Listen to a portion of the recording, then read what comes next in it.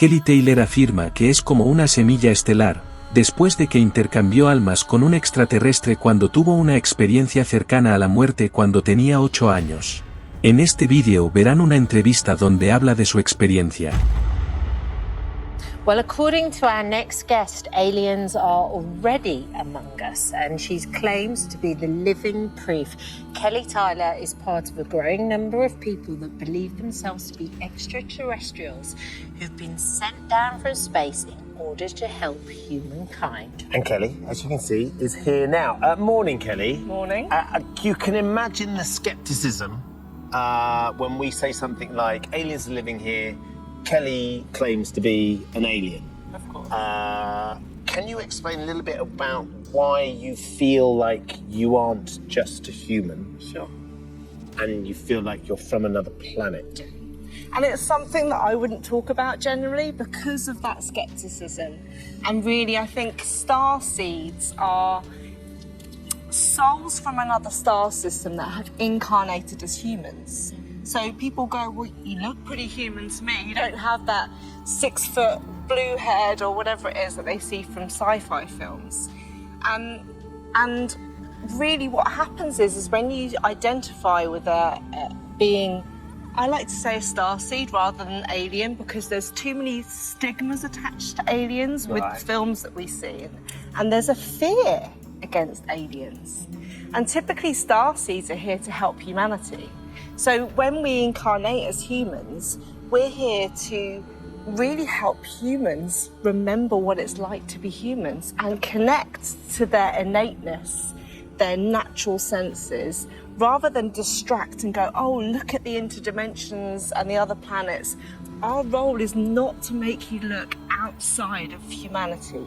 It's to actually connect back to who you really were and the internet connectedness that's currently on Earth, with nature, with animals, with ourselves. And you've always felt this, right from being a little girl. And tell me the definition of a starseed.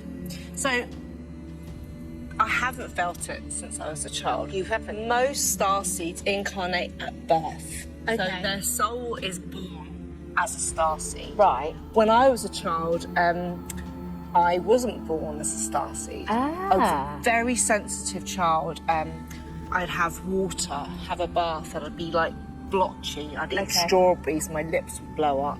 I was quite an ill child, and also the world was too sensitive for me. So I would be at the bottom of my garden with a bug box, looking at stuff rather than interacting with people. It just felt too much. My nan used to catch me when I was about 3 years old, sitting at a park bench, talking to Tom. And she'd be like, Kelly, there's no one there. I'm like, it's Tom. Can you not see Tom? So this hypersensitivity was always there as a child. And Kelly, I was just about to say, what did you see when you were talking to Tom? Tom was just somebody who was here before, and he's passed over now. But what could you actually see? He looked like a real person. I would feel like I could touch him. And he just felt really normal to me. So when somebody else couldn't see him, I'd be like, Nan, can you not see Tom? And she'd be like, there's no one there. Okay. So I developed a relationship or have contact with this being from the age of 7 at the bottom of my garden. He appeared as a light, then he started to show himself more. And we just used to have this really comforting telepathic relationship. I used to write about it, give the stories to my parents. My parents thought, what an active imagination this child has got, right? It's great for creative writing. Yeah, absolutely. But what happened is about a year later, I developed whooping cough, and I got really, really ill. Like, to the fact that I'd lost all my weight. Doctor said, she's not gonna make it. And at that time, myself and this being exchanged souls. So this is what's called a walk-in. A walk-in? That's what it classed as. So it's not a possession of somebody's taking over, it's a mutual agreement and we decided to exchange souls. So that's what happened. And so now I am a starseed, or a star being, but I wasn't born one like typically most people are. And you were how old when that happened, Kelly? That exchange happened when I was 8. 8 years old. So now, where did your soul go to? There. Where's there? Well, the being that I now know I had an exchange with is from Arcturus. Right. So that's a... Arcturus. Okay. It's one of the brightest stars. You can see it in the sky at the So moment. the 4th largest. Yes. Or something. Yeah. Okay. And so Kelly's soul went there. The soul that came in, did the soul that came in that walked in have a name? It's just It's who I am. who you are now. So it's really interesting that I look back at my life and it feels like I look at a photo album of myself. I remember my 6th birthday and things, but I don't have an emotional connection of being there. It's like looking at my life in photos. So I don't have any emotional memory of being pre-8 years old. And my personality and my physicality changed. Can I ask a question? Sorry, Kat. Yeah, don't worry. What was the explanation from the doctor? If you were so ill and the doctors had told your parents that you weren't going to survive, you were probably going to die, what was the explanation? Miracle. So they couldn't actually justify what happened. You just miraculously started getting better. I said, I went back to school. I had to catch up on school because I was out for about 6 months.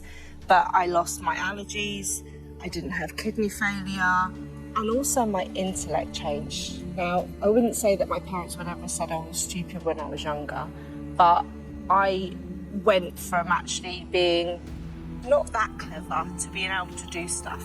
I ended up passing an entrance exam for private school and they just thought I had no chance of getting in. And so my social skills improved. I became less shy and introverted. Lots of significant changes happened and nobody could really understand why. So what is the purpose of this? Is there essentially a higher purpose? Is there a plan? Why is it happening? I think we're at a real polycrisis as humanity. Financial, educational, climate, everything's coming. We're at this tipping point where humanity needs support. And if we don't really understand our interconnectedness to everything, then we're not going to survive this. The planet won't survive.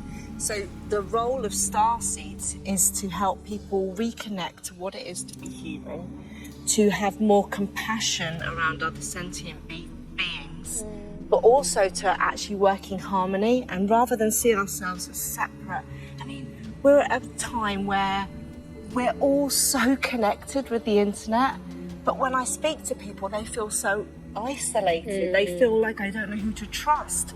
They don't really know themselves. And if you look at indigenous tribes, they don't have this understanding of what's nature and what's them. We are one.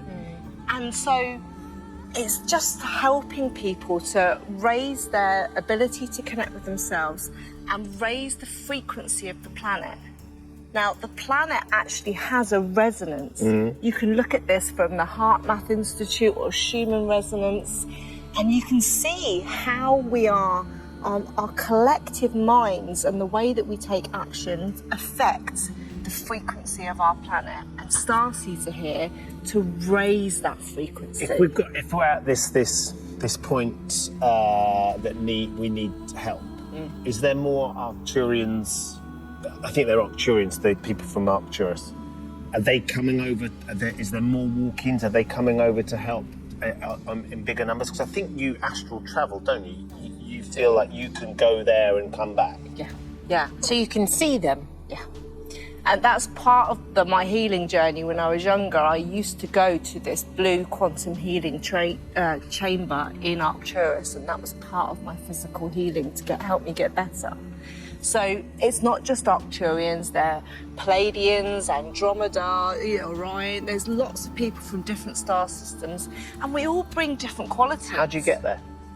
To astral travel, it depends if you voluntary or involuntary do it, but everyone can do it if they wanted to learn. Right. Anyone can actually lift themselves out of their bodies, and you're connected to a purple umbilical cord. So you can choose where you go. Sometimes you can choose, sometimes you're just taken somewhere. But there's something specific you have to do. No. It just sort of happens. Yeah. I mean, when I used to astral travel, it was for healing, and what I was told, stop coming back here, because your duty is on Earth. So stop distracting and coming back when your mission is here. So I don't astral travel now unless I really need to replenish, or I feel quite hopeless around what's going on in the world and I need a bit of a boost.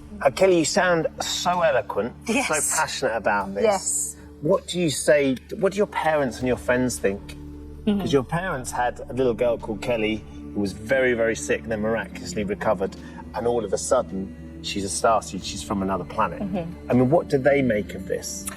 I think I don't tell many people, so this will be a surprise to some people that might see me on here and they'll be like, I never knew that about you. And I don't want to break anybody's free will. That's my whole purpose, is if you don't believe in this, my purpose is not to try and convince you. My purpose is to help you connect with yourself and humanity. But what people say about me is they often go, you've got really weird tendencies that I don't see in others. Like, before I met my husband, I was very transactional. I would work 20 hours a day, sleep 3 hours a night, probably eat once a day, go to the loo once a day. I have to remind myself to do physical human functions. And my ability to retain information and to really cut through people's stuff and see the essence of it, they appreciate that for me. So they come to me with that type of, oh, I've got this going on, could you strategically work it out for me? So they appreciate some of the qualities, but they know that I'm a bit weird. And I'm okay with that. You're all right with that? But it's like a 50-50 on the poll, Yeah, isn't it? poll. Like 59%. Think for, have aliens visited Earth already? 59% say no, 41% say yes. It's very close. It's not shifted a lot, but it'll be interesting to see having our viewers listening to you, whether they feel like actually there is something in this. And my question would be differently about, do they believe in other beings rather than visited Earth? Because I don't believe there are many beings that have actually visited Earth. Right. So that's different. Starseeds incarnating as humans is a different concept for me than an extraterrestrial visiting Earth. I see. So the question is interesting how you posed it. But yeah, I think, at the moment, we're currently operating on 47.5 on a heart frequency of where we are at the planet. And if we go over 50%, we'll see a big shift in consciousness on how we understand, and we're open to other possibilities, other beings, other dimensions.